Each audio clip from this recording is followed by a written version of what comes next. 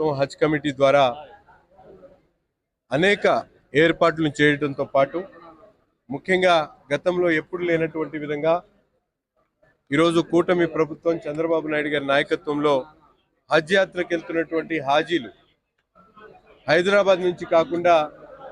Vijayawada embarkation నుంచి వెళ్ళేటువంటి విధంగా ఫెసిలిటీస్ని పెట్టడంతో పాటు ప్రతి ఒక్క హాజీ కూడా ₹1,00,000 అందించేటువంటి ఒక కార్యక్రమాన్ని తీసుకోవడం జరిగింది. ముఖ్యంగా పవిత్రమైనటువంటి యాత్ర కోసం ప్రభుత్వం తరపున ఇచ్చేటువంటి బ్యాగ్స్ కానీ, వాళ్ళకి ఇచ్చేటువంటి వ్యాక్సినేషన్ కార్యక్రమం కానీ, అలాగే ట్రైనింగ్ ప్రోగ్రామ్స్ కానీ ఇవన్నీ విజయవంతంగా పూర్తి చేసుకొని ఈరోజు గౌరవ అతిథిగా కేంద్ర మంత్రి వర్యులు పెమ్మసాని చంద్రశేఖర్ గారి ఆధ్వర్యంలో ఈ ప్రభుత్వం ఏ విధమైనటువంటి చొరవ తీసుకుంటుంది, రాబోయేటువంటి రోజుల్లో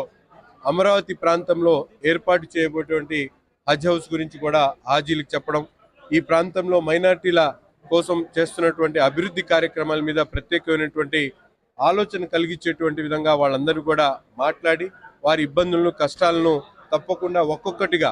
అవసరమైనటువంటి ఉద్యోగాల కల్పన కానీ, ఎంప్లాయ్మెంట్ క్రియేషన్ కానీ ఇవన్నీ కూడా ప్రభుత్వం ఒక చిత్తశుద్ధితో మైనార్టీల కోసం చేపడుతున్నటువంటి కార్యక్రమాల గురించి మంత్రి గారు ప్రత్యేకంగా చెప్పడం జరిగింది. ప్రత్యేకంగా అందరినీ కూడా ప్రార్థించి మమ్మల్ని దువాలో గుర్తుపెట్టుకోవాలని చెప్పి కోరుకుంటూ